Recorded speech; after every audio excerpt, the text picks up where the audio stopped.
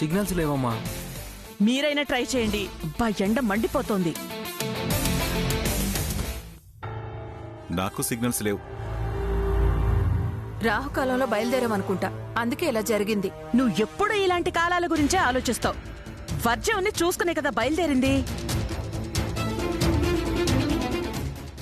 రాహుకాలం చూడలేదు కదా. ఆవిడ చెప్పడం మీరనటం సరిపోయింది.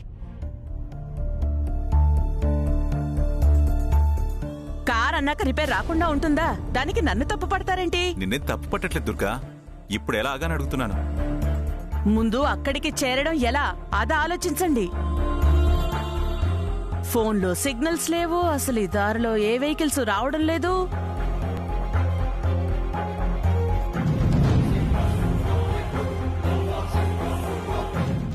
వస్తున్నా. ఇప్పుడే పనైంది. అత్తయ్య ఒక్క నిమిషం, అక్కడ ట్రాక్టర్ దగ్గర ఎవరో వచ్చినట్టున్నారు. వెళ్ళి అడుగుదాం పదండి. ఆదిత్య పద. సరే పద. ఏంటి అసహ్యంగా ట్రాక్టర్ లో తీసుకెళ్తావా మమ్మల్ని? అసహ్యం ఏంటి అసహ్యం? ఊళ్ళో ట్రాక్టర్ తోనే వృత్తి. విత్తనం నాటిన దగ్గర నుండి ధాన్యం ఇంటికి చేర్చే వరకు అన్నింటికి ట్రాక్టరే కావాలి.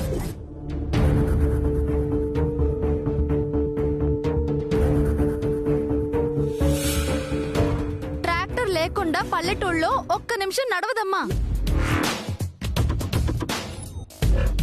సిటీలో ఆడి కార్ ఎంతో, పల్లెటూరులో ట్రాక్టర్ అంతా. అంటే మమ్మల్ని ఇప్పుడు పల్లెటూరు ఆడి కార్లో ఊరేగిస్తూ తీసుకెళ్తావా? అవును, దాంట్లోనే తీసుకెళ్తాను. ఆదిత్య పద, మనం వెళ్ళి అడుగుదాం. ఏవండి పెద్దయినా, ఒక్క నిమిషం రా. ఆదిత్య నమస్కారం అండి. నమస్కారం అమ్మా. మీరు? నేనండి, దుర్గమ్మ గారి కోడల్ని. ఇతను దుర్గమ్మ గారి అబ్బాయి.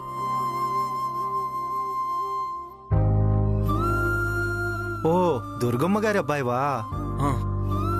ఎప్పుడో లాగులు తొడిగే వయసులో చూశాను. పెద్దవాడు అయిపోయావు. మీ అమ్మగారు బాగున్నారా? బాగున్నారు అంకుల్. ఊళ్ళోకి ఎప్పుడొచ్చారు? ఇంకా ఊళ్ళోకి వెళ్ళలేదు.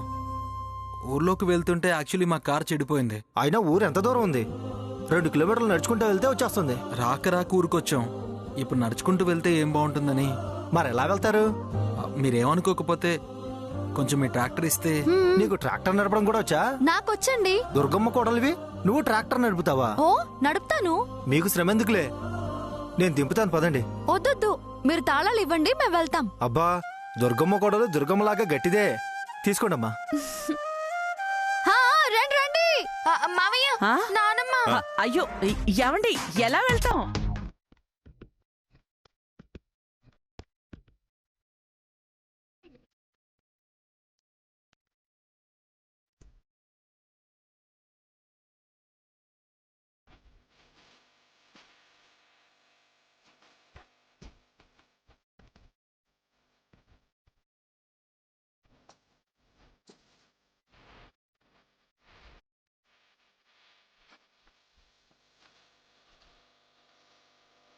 ఏంటి దుర్గమ్మ, బాగున్నావా? బాగున్నాను. ఎన్నేళ్ళైందమ్మా నిన్ను చూసి. ఇన్నాళ్ళ గుర్తొచ్చిందా ఊరు? ఆయన నువ్వు పండగకి వచ్చావంటే డబుల్ పండగే. పండగ కదా, సరదాగా కొన్ని రోజులు ఊళ్ళో ఉండల్లా అని వచ్చాం. సరే సరే, మీరు వెళ్ళండి, మేము వస్తాం. మంచిదిలే, వెళ్ళరండి, మేము ఇంటికి వెళ్తాం. వెళ్ళండి. అలాగే. నువ్వు పదవే.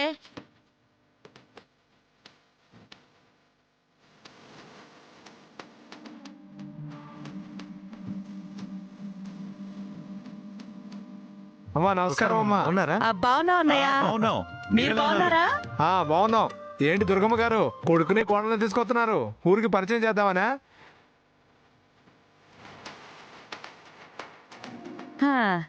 అంతే కదా అన్నయ్య. మొన్న ప్రెసిడెంట్ గారు వచ్చారట కదా సంక్రాంతికి రమ్మని పిలవడానికి. అవునన్నయ్య. ఓహో, ఈ ఏడు సంక్రాంతి అంతా మన ఊళ్ళోనే అన్నమాట.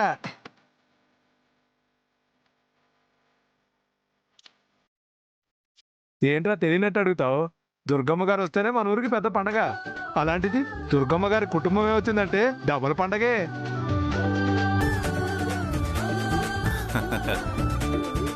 ఉంటాను దుర్గమ్మ గారు. ఉంటానమ్మా. అలాగే అలాగే.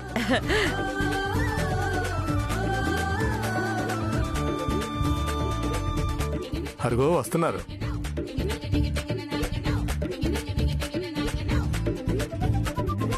అరుగో వచ్చేసారు. రే ఆ స్టూల్ తీసుకెళ్ళి అక్కడ పెట్టు. అలాగే గారు.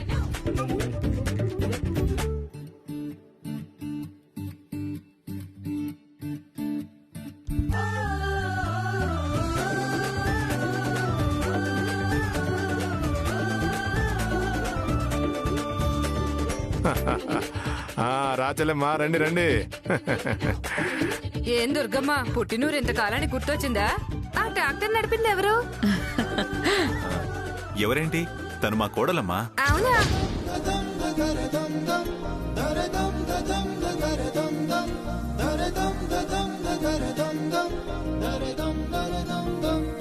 ఓహో, మీ కోడలు ట్రాక్టర్ నడుపుతుందంటే పట్నంలో ఉన్న అమ్మాయికి పల్లెటూరి పనులు బాగా ఎరిగినట్టుంది.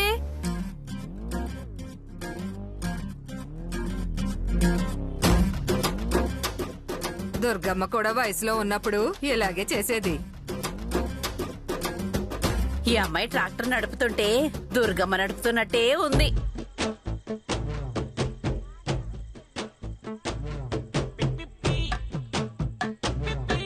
దుర్గమ్మ కోడలు కూడా అచ్చం దుర్గమ్మలాగే ఉంది.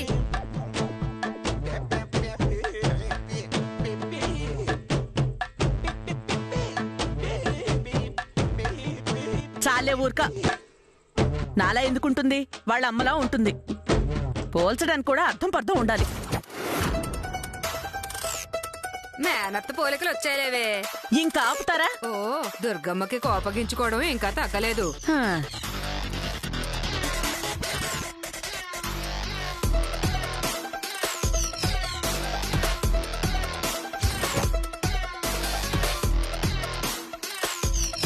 ఏంటి దుర్గమ్మ అలా చూస్తున్నావు? దీన్ని గుర్తుపట్టలేదా? హా? చెమ్మకు చెల్ల, నువ్వేం మాట్లాడొద్దు.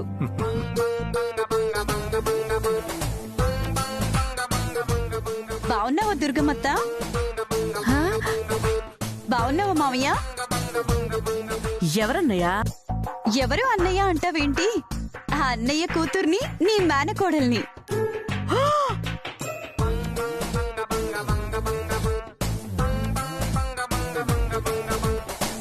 నన్ను గుర్తుపట్టలేదా దుర్గమ్మత్త? ఓసిని, నువ్వానే స్వాతి? చెమ్మకు చెల్ల, నువ్వు స్వాతికి గుర్తున్నప్పుడు నీకు స్వాతి గుర్తుండదా?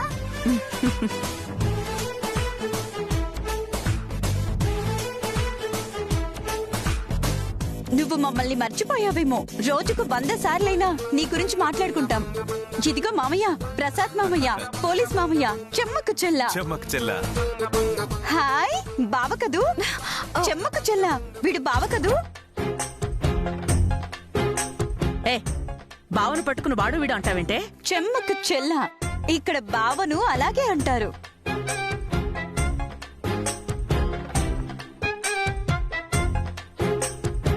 ఓ, తులసి అంటే ఈమెనేనా? మా అక్క ఎంత బాగుందో.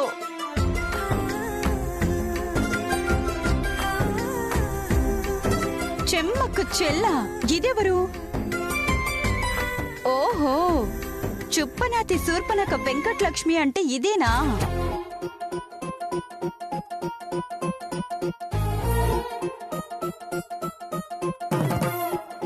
ఏంటి ఆ మాటలు? నువ్వుండత్తా, మా ఊర్లో ముఖాలు చూసి కరెక్ట్ పేరు పెట్టి పిలుస్తారు. అన్నయ్య, నీ కూతురు చాలా కలుపుకోలుగా ఉంది. నాకు తగ్గ చెల్లలే. ప్రసాద్ గారు, మీ పట్నం ఎలా ఉంది? ఇప్పుడే కదా వచ్చారు. వాళ్ళని కొంచెం ఊపిరి తీసుకొనివ్వండి. ఎలాగో పండక్కి మనతోనే ఉంటారు కదా, మీరు వెళ్ళండి. అలాగే. మీరు రండి అమ్మా, రండి. అందరు రండి.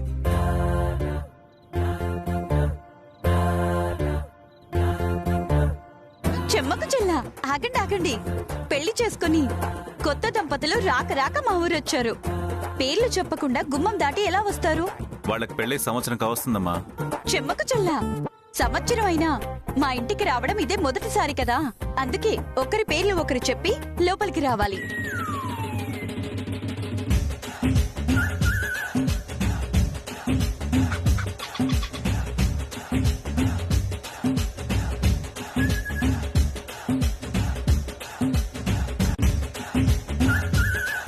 చెప్పు బావా, మీ ఆవిడ పేరు చెప్పక్క, మీ ఆయన పేరు. తులసి. ఆదిత్య. ఇలా కాదు, మా వారు ఆదిత్యతో కలిసి నేను ఆదిత్య వచ్చామని నువ్వు చెప్పాలి. మా ఆవిడ తులసితో కలిసి నేను తులసి వచ్చామని నువ్వు చెప్పాలి.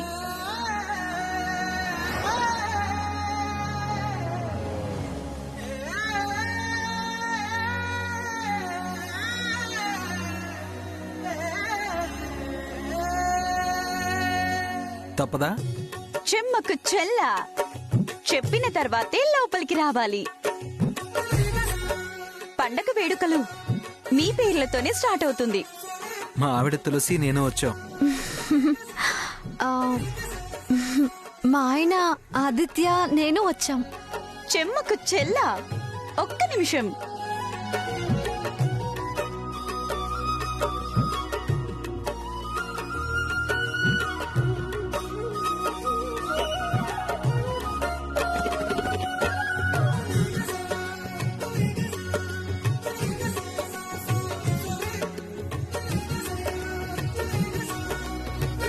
ఇరుగు దిష్టి, ఇంట్లో వాళ్ళ దిష్టి, వీధిలో వాళ్ళ దిష్టి, మా ఊరోళ్ళ దిష్టి, అందరి దిష్టి పోవాలి. లోపలికి వెళ్దాం పదండి. సరే రండి. రండి, లోపలికి రండి, పదండి.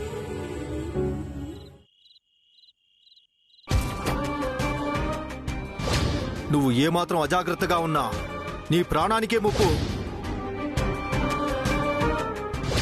లేకుంటే అక్కడితో నీ జీవితం ముగిసిపోతుంది. మృత్యువు నిన్ను అనుక్షణం వెంటాడుతూనే ఉంటుంది. దాని నుంచి నువ్వు తప్పించుకుంటేనే నీకు జీవితం.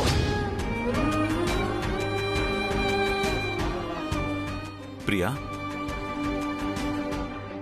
ప్రియా, అమ్మ ప్రియా, ఏంటమ్మా ఇంత పరిచయాలున్నావు, పైగా చీకట్లో? ఏమిటో అన్నయ్య, నాకు చాలా భయంగా ఉంది. భయమా? దేనికమ్మా? అయినా భయం అనుకుంటూ చీకట్లో నిలబడ్డావేంటి? భయం ఈ చీకటి గురించి కాదన్నయ్య, మన బ్రతుకుల్లో ఏ చీకటి ఆవరించబోతుందా అని భయంగా ఉంది. ఏం మాట్లాడుతున్నావు ప్రియా? చీకటేంటి, ఆవరించడం ఏంటి? నువ్వు దేని గురించి మాట్లాడుతున్నావు? నాకు ఆ జంగమయ్య అన్న మాటలే పదే పదే గుర్తుకొస్తున్నాయన్నయ్య. జంగమయ్య అంటే సాక్షాత్తు పరమశివుడు బావా. అందుకే ప్రియా ఆయన మాటల గురించి ఇంతలా ఆలోచిస్తుంది. అవునన్నయ్య, జంగమయ్య నోటి నుంచి అలాంటి మాటలు వచ్చాయంటే సాక్షాత్తు శివుడే పలికించాడేమో అనిపిస్తోంది.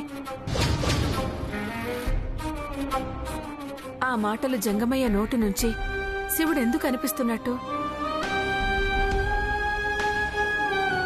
భవిష్యత్ చెప్తున్నాడా? ఏదో ప్రళయమో అన్నాడు. అప్పట్నుంచి నాకు ప్రతి క్షణం భయంతో టెన్షన్ పెరిగిపోతుందన్నయ్య. ఏం చేయాలో అర్థం కాక నాలో నేనే మదన పడిపోతున్నాను. ఏంటి ప్రియా, ప్రతిదానికి భయం భయం అంటావు?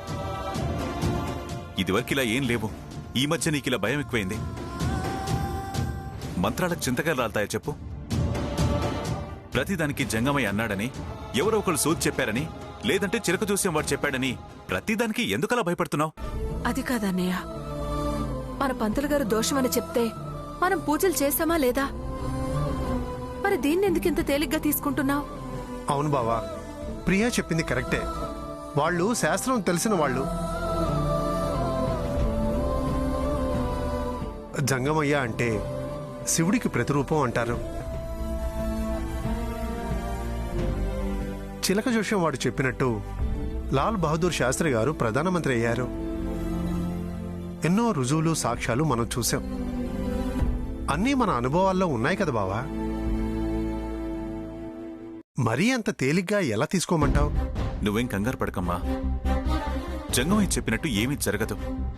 నువ్వు మరీ అంత భయపడాల్సిన అవసరం లేదు. దేవుళ్ళంటి జంగమయ్య చెప్పిన తర్వాత నమ్మకుండా ఎలా ఉంటామన్నయ్య? మీరు చెప్పినంత మాత్రాన నా భయం ఎలా పోతుంది చెప్పు? అయితే నీకోసం దేవుడొచ్చి చెప్పాలా?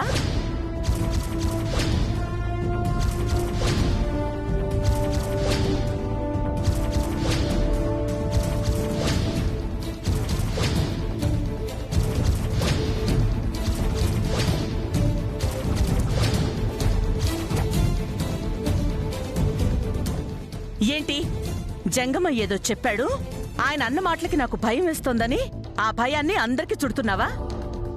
మరి అంత భయపడాల్సిన అవసరం లేదు. లేదు వదినా, మనం ఆయన మాటల్ని అంత తేలిగ్గా తీసుకోవడానికి లేదు. నువ్వు తేలిగ్గా తీసుకున్నా బలంగా తీసుకున్నా మమ్మల్ని భయపెట్టే ప్రయత్నం మాత్రం చేయకు. కావాలంటే నువ్వు భయపడు, అంతేగాని అన్నయ్య అంటూ ఆయన్ని పట్టుకుని వలవలా ఏడ్చేసి నువ్వు భయపడి ఆయన్ని భయపెట్టి ఇంటిని పాదిని భయపెట్టాలని రాద్ధాంతం చేయమాక.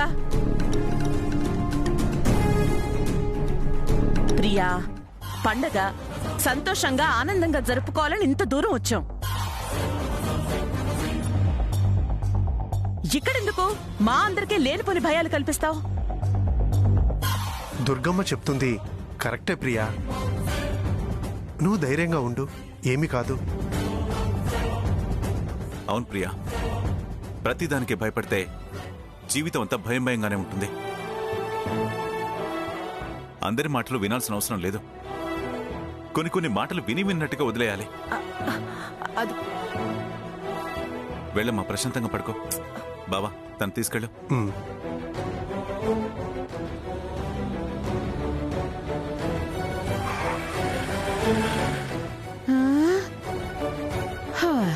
ఎప్పుడు ఏదో చేయాలని చూస్తుంటుంది.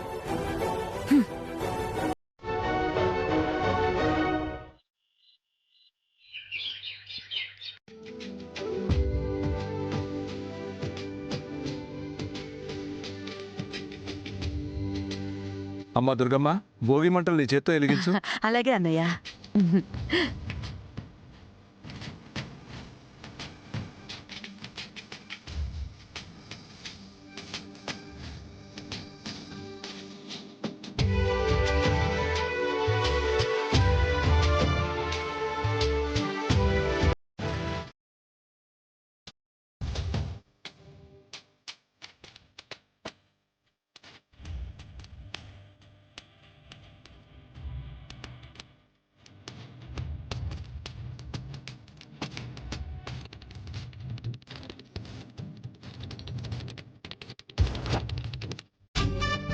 పొద్దున్నే ఈ భోగి మంటలేంటో ఎందుకు వేస్తారో?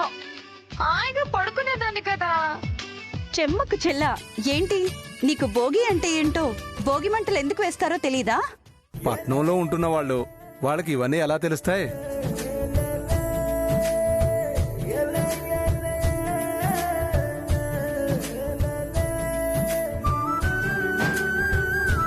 అలా అనకండి బాబాయ్. పట్నంలో ఉంటే మన పండగలు సాంప్రదాయాలు తెలుసుకోకుండా ఎలా ఉంటాము?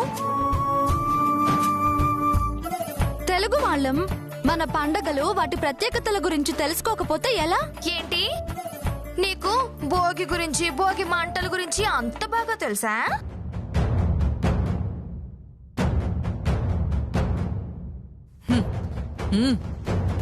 ఏంటనమ్మా, అది తెలుసు అన్నాక ఏంటి మనం భయపడేది?